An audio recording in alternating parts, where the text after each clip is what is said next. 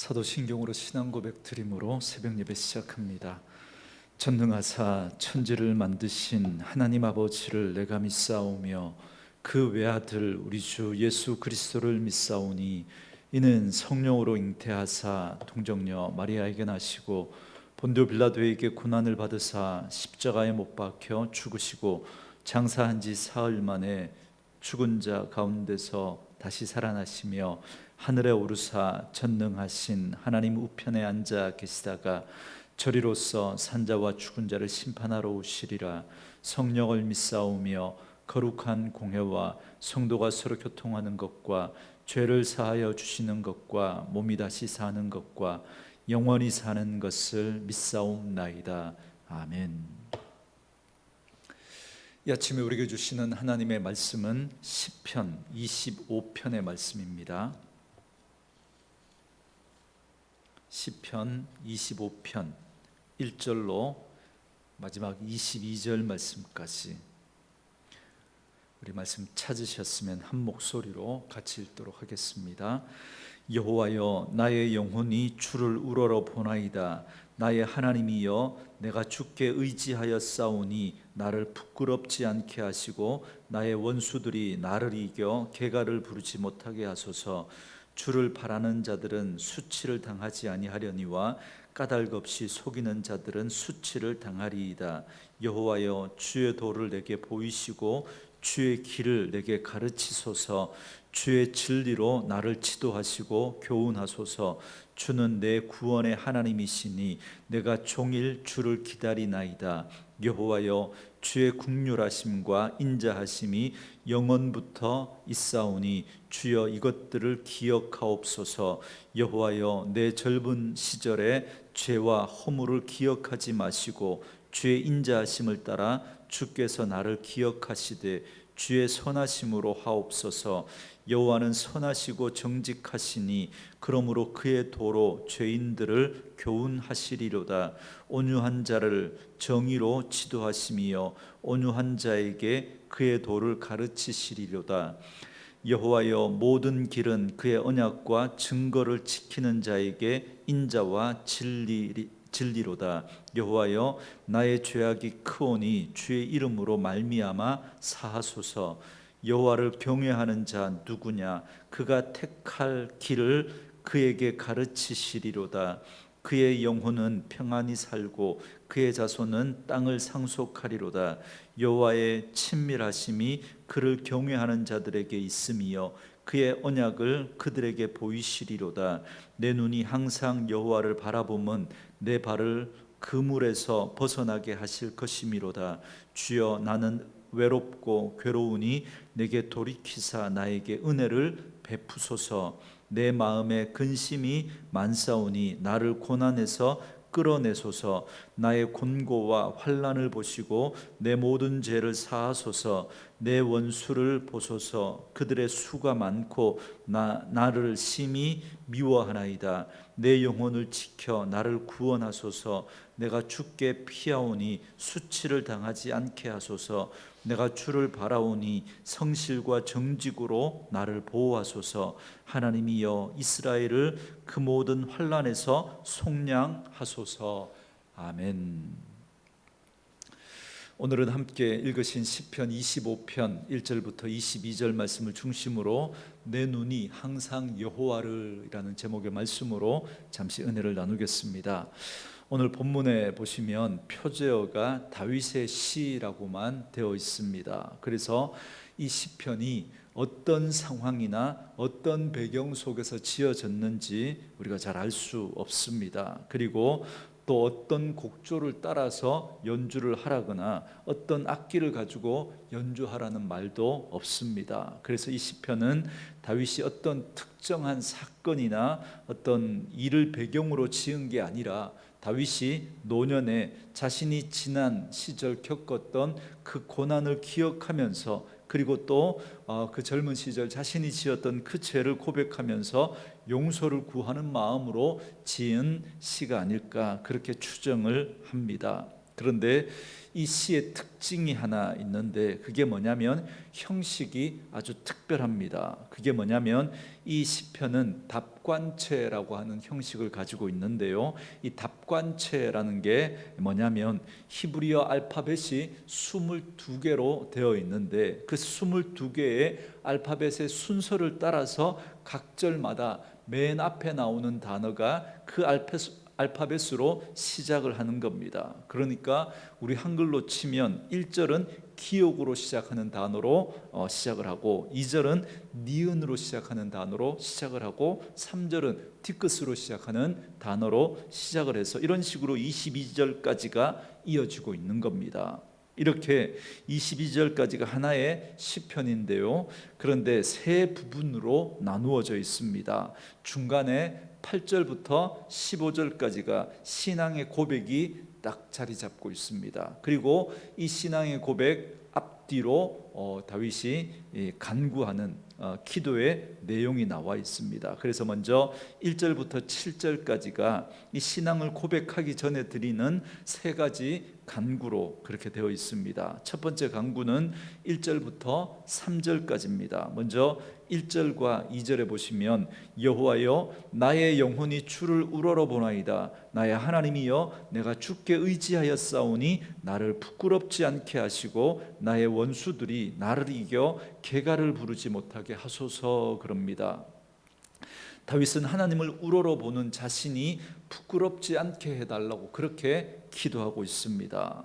여러분, 이 기도는 그가 이전에 하나님 앞에서 이런 부끄러웠던 기억이 전혀 없었다면 이런 기도를 아마 할 수 없었을 겁니다. 그러니까 다윗은 자신이 얼마나 하나님 앞에 설 수 없는 그런 부끄러운 모습을 하고 있는 죄인인지 그는 잘 알고 있었던 겁니다. 어제 우리가 시편 24편의 말씀을 살펴봤는데 그 표현으로 하면 여호와의 산에 오를 수 없고 거룩한 그 하나님 앞에 설 수 없는 죄인이라는 사실을 다윗은 너무나 잘 알고 있었던 거죠. 그도 그럴 것이 다윗은 남편이 있는 유부녀를 빼앗고 그 남편을 전쟁의 최전방으로 내몰아서 죽게 한, 말하자면 간통과 살인교사죄를 저질렀던 그런 사람이 바로 다윗입니다. 그런 자신의 모습을 그는 너무나 잘 알고 있었기 때문에 하나님 앞에서 부끄럽지 않게 해달라고 그렇게 기도하고 있는 겁니다. 또한 원수들이 나를 이겨 개가를 부르지 못하게 하소서라고 그렇게 기도를 하는데, 여러분, 이것도 다윗은 대적자들에게 처절하게 패배를 당하고 대적자들이 자신 앞에서 승리의 개가를 부르는 것을 들었던 그 아픈 기억이 있었기 때문에 이러한 기도를 하고 있는 겁니다. 잘 아시는 것처럼 다윗은 10년이 넘는 그 시간 동안 사울 왕에게 쫓겨다니면서 도망자의 신세로 온갖 수모를 다 당해야만 했던 그런 아픈 기억을 가지고 있었던 사람입니다. 그래서 다윗은 인생에서 부끄러움을 당하지 않고 대적자들에게 짓눌려 수치를 당하지 않게 하는 그러한 삶은 오직 주님을 바라보고 의지할 때만 가능하다라는 사실을 그가 잘 알고 있었기 때문에, 그래서 그는 이렇게 간구를 하고 있는 겁니다.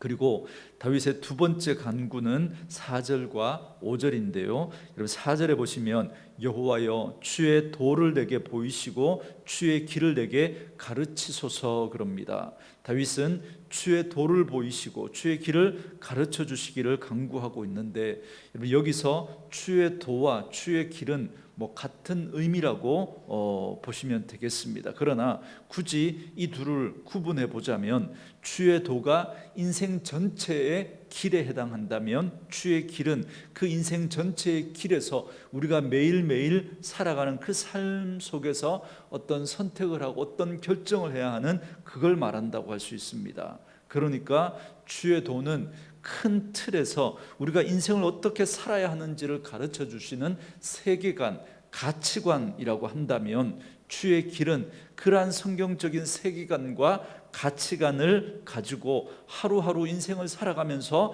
구체적으로 어떤 선택과 결정을 해야 하는 그걸 주의 길이라고 말하는 겁니다. 그렇기 때문에 우리에게 하나님의 말씀이 필요하고, 그리고 그 말씀을 바탕으로 우리에게 구체적으로 우리의 삶을 인도하시는 성령님의 도우심이 우리에게 필요한 것입니다. 그래서 여러분, 성경이 지도라고 한다면 여러분, 성령님은 나침판과도 같은 그런 역할을 하는 겁니다. 그래서 우리가 주의 도와 주의 길에서 벗어나지 않는 삶을 살아가려면 말씀과 기도가 필요한 겁니다.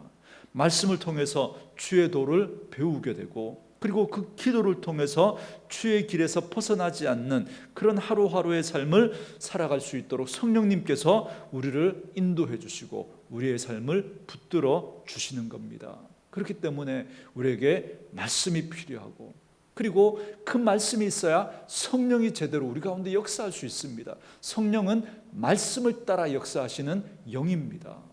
여러분, 그렇기 때문에 우리가 말씀을 모르면, 여러분, 우리가 어떤 느낌을 받다, 어떤 체험을 했다, 어떤 걸 봤다라고 하는데 그게 여러분 성령님의 역사가 아닐 가능성이 굉장히 많습니다.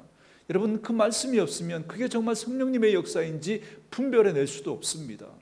성령님은 말씀을 따라 역사하는 영이시기 때문에 그렇습니다. 여러분, 지도가 있고야 나침판이 의미가 있는 거예요. 지도 없는 나침판은 아무런 여러분 그런 효력을 발휘할 수가 없는 거죠. 지도와 나침판이 같이 있어야 우리가 주의 도에서, 주의 길에서 벗어나지 않는 삶을 살아갈 수 있습니다. 그래서 말씀과 기도는 아무리 강조해도 지나치지가 않는 것입니다. 저는 말씀으로 이 하루를 시작하는 저와 여러분들이 말씀과 기도를 통해서 매일의 삶을 신실하고 성실하게 살아가는 그런 분들이 될 수 있기를 주님의 이름으로 축원합니다. 그리고 다윗은 세 번째로 또 이렇게 간구합니다. 6절과 7절 말씀인데요. 여호와여, 주의 긍휼하심과 인자하심이 영원부터 있었사오니 주여 이것들을 기억하옵소서. 여호와여, 내 젊은 시절의 죄와 허물을 기억하지 마시고 주의 인자하심을 따라 주께서 나를 기억하시되 주의 선하심으로 하옵소서. 그럽니다.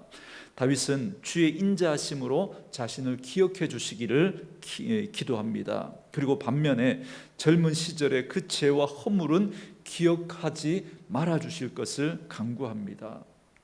하나님의 마음에 합한 자라고 여김을 받았던 그 다윗이지만, 그러나 그에게도 실수가 있었고 허물이 있었던 겁니다. 다윗은 자신의 인생을 돌아보니까 사람들은 다 모를 수 있지만, 그러나 거룩하신 하나님 앞에 서니까 자신이 지은 죄와 허물이 너무나도 많았던 겁니다. 그래서 이걸 생각하니까 이렇게 기도하지 않을 수가 없었던 거예요. 주여, 내 젊은 시절의 죄와 허물을 기억하지 마시고 주의 인자하심을 따라 주께서 나를 기억하시되 주의 선하심으로 하옵소서. 그럽니다. 우리도 마찬가지죠. 우리에게도 지난날 젊은 시절 정말 우리의 미숙함이 많았고, 그래서 하나님 앞에서 부끄러운 일도 참 많았습니다. 그걸 하나님께서 기억하지 말아 주시기를 바라는 건 다윗의 기도만이 아니라 여러분 우리의 기도이어야 하는 것입니다. 이처럼 다윗은 하나님께 세 가지를 간구합니다. 대적자들에게 부끄러움과 수치를 당하지 않게 하시고, 선한 길로 인도하시고, 자신의 허물을 기억하지 말아 달라고 그렇게 기도를 하고 있습니다. 그렇게 기도하고 난 다음에 이제 다윗은 하나님을 향해 이렇게 자신의 신앙을 고백합니다. 8절 말씀에 여호와는 선하시고 정직하시니 그러므로 그의 도로 죄인들을 교훈하시리로다. 그럽니다. 하나님은 선하시고 정직하시다, 그렇게 고백합니다. 여러분, 선하다는 말은 좋다, 후하다, 여러분 그 뜻입니다. 그리고 정직하다는 말은 바르다는 뜻이죠. 여러분, 만약에 하나님이 선하신 분, 그러니까 좋기만 하고 후하기만 하시다면 우리는 버릇없는 천덕꾸러기가 되고 말 것입니다. 여러분, 정말이지 예수 믿는다고 하는 분들 가운데 이런 분들이 너무나 많습니다. 너무나. 하나님은 선하시고 하나님은 사랑의 하나님이시라고 하면서 너무나도 자기중심적으로 자기 생각만 하며 정말 안하무인으로 아무렇게나 말하고 함부로 말하고 행동하는 그런 사람들이 얼마나 많은지 모릅니다. 그러나 하나님은 사랑의 하나님이시지만 동시에 하나님은 공의의 하나님이십니다. 그래서 오늘 다윗은 여호와는 선하신 분이시지만 그러나 동시에 그 하나님은 정직하신 분이다, 그렇게 말씀하고 있는 겁니다. 아무렇게나 함부로 막 말하고 행동하면 안 된다는 겁니다. 우리가 정직하게 행해야 되고 정직하게 말해야 된다는 겁니다. 반면에 하나님이 바르기만 그렇게 한 분이라면 하나님은 가까이 하기에는 너무나 먼, 그래서 너무나 어려운 분으로 여기게 될 겁니다. 그러나 하나님은 좋으시고 바르신 분이십니다. 그래서 우리는 하나님을 자꾸만 더 가까이 하고 싶은 거예요. 하나님은 너무나 좋으신 분이시기 때문에. 그런데 그렇게 하나님을 자꾸 가까이 하면 할수록 우리는 점점 더 새로워지고, 그래서 그 하나님을 닮아가게 되고 우리도 정직하고 바르게 되는 그런 은혜가 우리 가운데 일어나게 됩니다. 왜요? 하나님은 선하시고 정직하신 분이시기 때문에. 그래서 8절과 9절과 12절에서 반복해서 가르치다, 교훈하다, 그런 말이 나옵니다. 좋으신 하나님, 선하신 그 하나님 앞에 나아가면 언제나 하나님은 말씀을 통해서 우리를 일깨워 주시는 거예요. 여러분, 그렇기 때문에 우리가 하나님을 가까이 하면 가까이 할수록 우리는 말씀으로 새롭게 되고 선하고 바른 삶을 살아가게 되는 겁니다. 하나님은 선하신 분이기 때문에, 그래서 우리가 그 하나님을 가까이 하면 가까이 할수록 그 하나님은 선하시고 정직하신 분이기 때문에, 그래서 우리가 그 하나님을 우리가 닮아가게 되는 겁니다. 그래서 하나님을 가까이 하는 사람들에게 어떤 복이 있는지를 14절과 15절에서 말씀합니다. 특히 14절 말씀해 보시면 여호와의 친밀하심이 그를 경외하는 자들에게 있음이요 그의 언약을 그들에게 보이시리로다, 그럽니다. 여기 친밀함이라고 하는 이 말은 대화하다, 친밀한 교제를 나누다, 그 뜻입니다. 여러분, 특히 가족이 식탁에서 나누는 대화를 의미한다고 합니다. 그러니까 격이 없는 깊은 사랑과 유대감을 나누는 그 대화를 말하는 거죠. 그래서 가족들 간에 누릴 수 있는 그 친밀함을 하나님과도 누릴 수 있다라는 겁니다. 그런데 그것이 가능한 사람은 하나님을 경외하는 사람, 그러니까 하나님을 아버지로 여기고 그 하나님을 존중하는 사람들이 이런 친밀함을 누릴 수 있다는 것입니다. 이처럼 다윗은 하나님은 선하고 정직한 분임을, 그리고 그분을 경외하는 자에게 그러한 친밀함을 보여주시는 분이라고 고백한 후에 이제 16절에서 마지막 22절까지 해서 또다시 간구를 드리고 있습니다. 각 절마다 간구를 드리는 내용이 나오고 있는데요, 먼저 16절에 보시면 주여 나는 외롭고 괴로우니 내게 돌이키사 나에게 은혜를 베푸소서, 그럽니다. 여러분, 다윗은 지금 자신의 실상을 바라보면서 돌이키사 나에게 은혜를 베풀어 달라고 그렇게 간구하고 있습니다. 저는 이 말씀을 묵상하면서 이런 생각이 들었습니다. 다윗이 그랬다는 게 아니라 이게 저를 보면서 그런 생각이 드는 거예요. 여러분, 사람들은 하나님이 없이도 충분히 잘 살 수 있다고 그렇게 자신하며 하나님께 등을 돌린 채 살아갑니다. 그러다가 하나님 없이 도저히 살 수 없는 그 지경에 이르게 되면 그때 이 고백을 하게 되는 거예요. 무슨 말이냐면, 등은 자기가 돌려놓고 어려움을 당하니까 마치 하나님께서 자기에게 등을 돌린 것처럼 그렇게 느끼는 거예요. 그래서 이렇게 기도하는 거죠. 하나님, 돌이켜서 나에게 은혜를 베풀어 달라고. 그러나 다시 하나님을 향해서 우리가 살아가다가 보면, 하나님은 여전히 그 자리에 계셨는데, 그런데 내가 하나님을 외면하고 살았구나, 이걸 깨닫게 되는 겁니다. 그래서 여러분, 이걸 깨닫는 것도 은혜죠. 그래서 여러분, 정말 하나님의 그 신실하신 그 은혜와 사랑을 여러분 꼭 기억하면서 살아가는 그런 분들 될 수 있기를 바랍니다. 이어서 17절에서는 고난에서 끌어내어 주시기를 간구하고 있고, 그리고 18절에서는 모든 죄를 용서해 주시기를 간구하고 있고, 그리고 19절에서는 원수들이 자신을 많이 미워하니 지켜봐 주시기를 또 간구하고 있고, 또 20절에서는 수치를 당하지 않게 하시기를 간구합니다. 그리고 21절에서 이렇게 간구합니다. 내가 주를 바라오니 성실과 정직으로 나를 보호하소서 그럽니다. 이 말씀은 하나님의 성실과 정직으로 자신을 보호해달라, 그 의미라기보다는 자신이 성실과 정직한 길로 갈 수 있도록 하나님이 보호해달라고 하는 그런 의미입니다. 그래서 이러한 간구를 드렸던 다윗은 자신의 간구대로 한평생 성실과 정직으로 살았던 사람이 바로 다윗입니다. 여러분, 다윗의 행위가 완벽했다 그 말을 하는 게 아니죠. 이건 역시도 다윗의 성향을 말하는 겁니다. 다윗도 실수하고 거짓말하고 넘어질 때가 있었습니다. 그러나 다윗의 그 성향이 항상 하나님 앞에 성실과 정직한 그 성향의 삶을 살아갔던 겁니다. 그리고 오늘 본문은 이렇게 마무리를 짓습니다. 22절 말씀에 하나님이여 이스라엘을 그 모든 환난에서 속량하소서 그럽니다. 다윗은 자신뿐만 아니라 온 이스라엘을 위해서 간구하고 있습니다. 그러니까 1절부터 21절의 그 모든 간구는 하나님, 이 다윗 자신에게만 그 해당하는 것이 아니라 이스라엘 백성 모두에게 동일하게 적용된다는 말입니다. 그래서 이 시편은 다윗만의 고백이 아니고 이스라엘 전체의 고백이고, 그렇기 때문에 하나님을 찬양하는 노래로 이 시편에 기록이 될 수 있었던 겁니다. 오늘 이 말씀을 한마디로 정리하면 하나님을 우러러보는 자, 그리고 하나님을 의지하는 그 인생보다 복된 인생은 없다는 겁니다. 왜냐하면 하나님을 의지하는 자는 하나님께서 그 길을 인도하시기 때문에 부끄러움을 당하지 않기 때문에 그렇습니다. 그리고 하나님은 그 모든 죄를 기억하시지도 않습니다. 그래서 우리가 그 하나님께 나아가면 나아갈수록 더욱더 하나님과 친밀한 그 경험을 우리는 누리게 될 것이고, 또 그리고 그러면 그럴수록 우리는 더욱더 정직하신 그 하나님을 닮아서 우리의 삶도 더욱더 성실하고 정직한 그 삶을 살아가게 될 것입니다.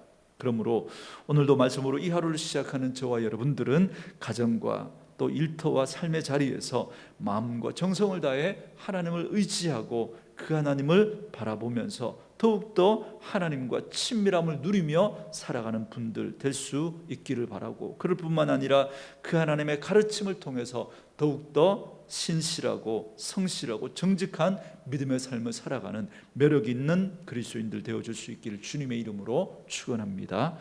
오늘 주신 말씀을 생각하면서 우리 찬양할 때 나의 영혼이 잠잠히 하나님만 바라며 찬양하고 기도하는 시간 갖도록 하겠습니다.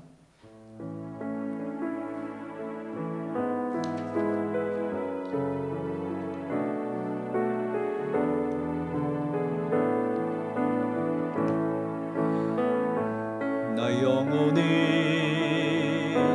잠잠히 하나님만 바라며 나의 구원이 그에게서 나는도다. 나의 영혼이 잠잠히, 나의 영혼아 잠잠히 하나님만 바라라. 나의 소망이 저에게서 나는도다. 오직 주만이 나의 반석, 나의 구원이시니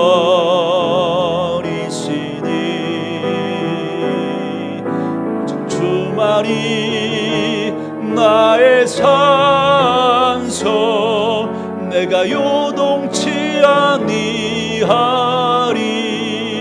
나의 영혼이 간절히, 나의 영혼이 간절히 여호와를 갈망하며 나의 입술이 여호와를 찬양하리. 나의 영혼이 즐거이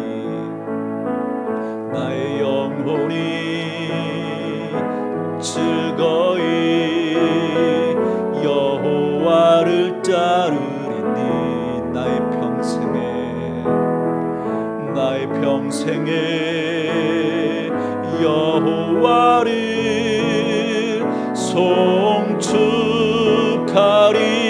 오직 주만이 나의 반석 나의 구원이시니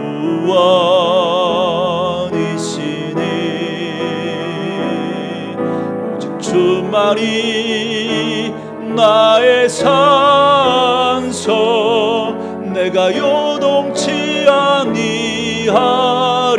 나의 구원 나의 영광 나의 구원 나의 영광 하나님께 있으니 내 힘의 반석과 피난처 되시네. 오직 주만이 나의 반석 나의 구원이시니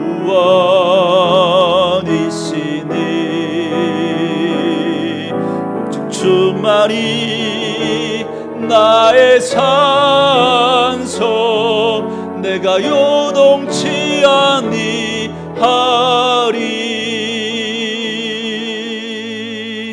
아멘. 오늘 주신 말씀을 생각하면서 우리 같이 한번 기도할 때요, 말씀을 통해서 주의 도를 배우게 하시고 기도를 통해서 그 주의 길을 우리가 벗어나지 않는 그런 하루하루의 삶을 성령의 인도와 도우심을 받으며 살아갈 수 있도록 날마다 말씀과 기도로 살아가는 저희들의 삶이 되게 해달라고 우리 같이 한번 기도하시고, 선하시고 정직하신 그 하나님 앞에 날마다 나아가 그 선하신 하나님과 더 친밀한 관계 가운데 나아가게 하시고, 그 하나님과 더 친밀한 관계 속에 나아갈 때마다 그 하나님의 정직하심을 따라 우리의 삶도 날마다 새로워져서 정직하고 성실하고 신실한 삶을 살아가는 매력 있는 그런 성도가 될 수 있도록 하나님 은혜를 베풀어 달라고 우리 같이 한번 기도하시고요, 오늘도 나라와 민족 우리 선교지를 올려드리고, 그리고 이 코로나 사태를 또 하나님 앞에 올려드리면서 이 어려운 때를 살아가면서도 우리가 하나님의 백성의 태도와 자세를 잃어버리지 않고 살아갈 수 있는 저희들 되게 해달라고 기도하시고, 또 우리 아픈 분들을 위해서 기도할 때 우리 임준모 집사님, 또 우리 김수지 집사님, 우리 두 분을 위해서 계속해서 기도해 주시고, 또 이제 우리 오는 주일 우리 대면 예배로 우리가 함께 주 앞에 모일 텐데, 우리가 함께 모일 때 하나님의 큰 은혜가 우리 가운데 임하게 하시고, 정말 마지막 때에 모이기를 패하는 그런 어떤 자들의 습관과 같이 우리가 하지 않도록, 정말 이러한 때 우리가 더욱더 공동체 예배를 사모하는 마음으로 우리 성도들이 함께 모일 수 있도록 여러분 위해서 기도해 주시고, 이 시간에 또 우리 주신 또 말씀 붙들고 또 개인적으로 기도하시다가 돌아가시기를 바랍니다. 같이 기도하시겠습니다. 살아계신 아버지 하나님 감사합니다.